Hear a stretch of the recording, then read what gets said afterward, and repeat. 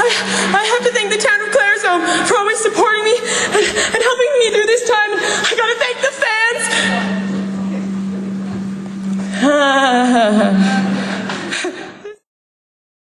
That's not it. Found it. Valedictorian, okay. Sorry about that. We're gonna start now.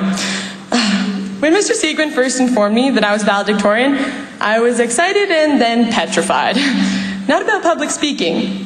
I was afraid of being compared to all the great speeches that have come before me. I mean, what if I say a speech and they don't like it? I mean, what if they say I'm no good?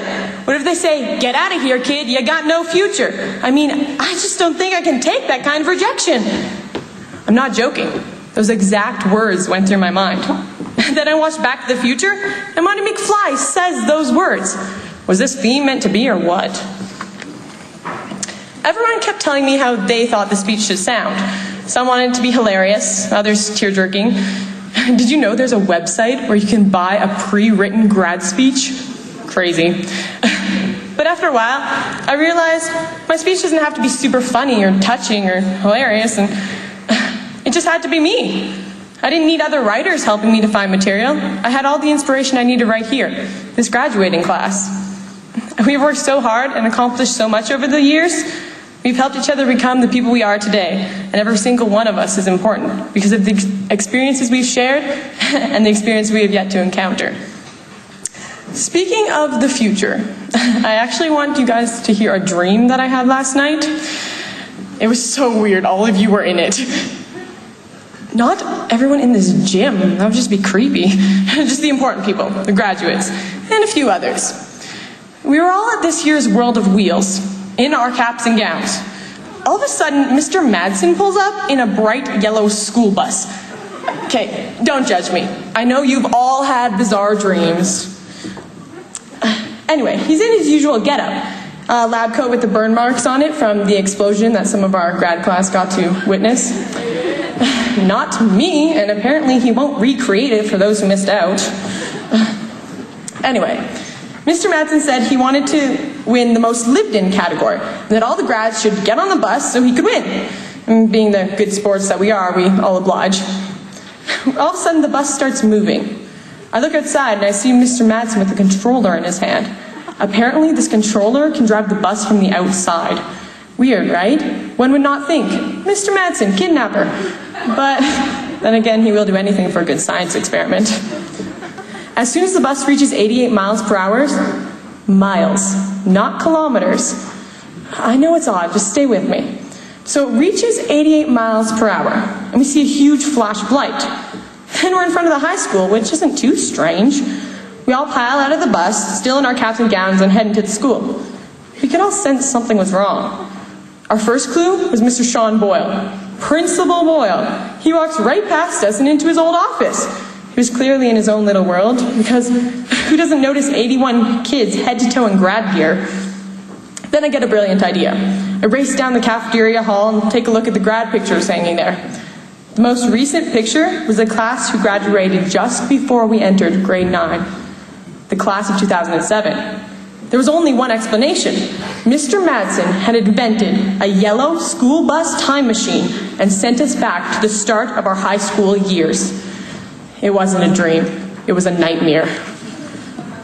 If we couldn't make it back to the future in time, we were going to miss our graduation and be required to repeat grade 12 over again. None of us wanted to do that, especially with modernization. We'd all be squashed into that tiny elementary school. In a panic, some of our grade class ran back outside to see if there was a key or something that could start the bus up and take us back to 2011 in time for grad. It wasn't that easy. It seemed that Mr. Madsen was running the bus off some sort of chemical, and he must have forgot to put extra on board for the return trip home. We were stuck in the past. All of a sudden, there was this annoying noise ringing from the school, but it was only the school bell. What a relief. After we graduate, I never have to pay attention to those ever again. The bell triggered another idea. Mr. Madsen is alive in 2007. We'll just find his past self, get some more of this mysterious chemical, and return home. Easier said than done, even in a dream. We made our way to Mr. Madsen's classroom. Luckily, he had a spare this time. Not so luckily is that he was experimenting with his potassium chloride and gummy bear reaction for the first time in history, and he hadn't quite realized that this reaction should be done in the fume hood. Well, at least I got to see one explosion. Convincing Mr. Madsen we were from the future was quite difficult at first, but then we showed him the time-traveling school bus that he would invent 4 years later, and he was so excited. Finally, he believed us, because even back in our grade 9 year, he was contemplating time travel. He showed us his notes about the time-traveling bus, but of course none of us could understand them. There were arrows everywhere.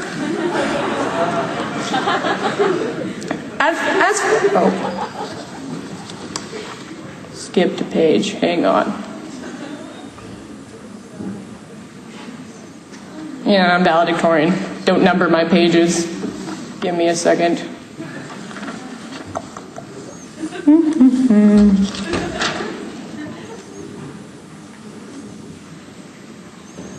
I found it. Okay. Okay. So as soon as Mr. Madsen saw the engine of the school bus, he automatically knew it ran on nuclear plutonium, which he just happened to have in his back storage room.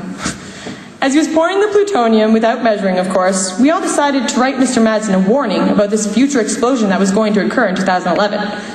As cool as that explosion was, we do care about you, Mr. Madsen, and didn't want you to get hurt. We labeled the letter, "Do not open until fall 2010, and stuck it in his lab coat pocket. Then we piled back onto the bus, started it up, and returned back to the future, 2011, just in the nick of time for graduation ceremony. In fact, we were so happy, we all performed a choreographed song and dance number. Sometimes my dream ends in musical numbers.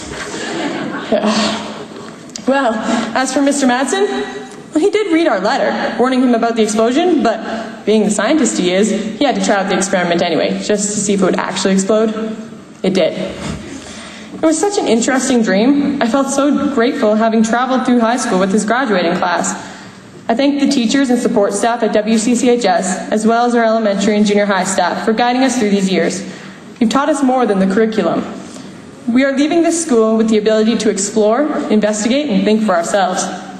I thank the parents who forced us to strive for individual excellence, comforted us during our times of need, and helped us with our homework until it got too difficult, even for them.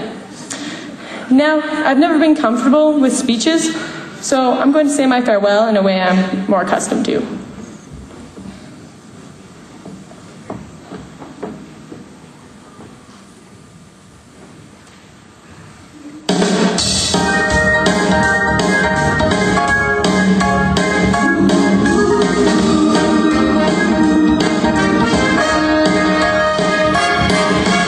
Hey old friends, let's look back at the crazy clothes we wore. Ain't it fun to look back and to see it's all been done before? All those nights together have a special memory, but I can't wait for tomorrow, just as long as you're dancing next to me, 'cause it's so clear every year we get stronger. What's gone is gone, the past has been past. Turn the radio up and then hit the gas, 'cause I know we've come so far, but we've got so far to go. I know the road seems long, but it won't be long till it's time to go. So most days we'll take it fast, but some nights we'll take it slow. I know we've come so far, but baby, we got so far to go.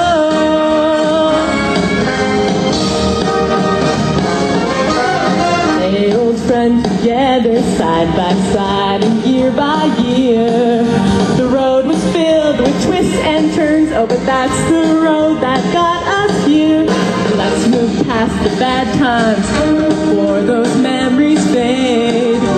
Let's forgive but not forget, and learn from all the mistakes we've made, 'cause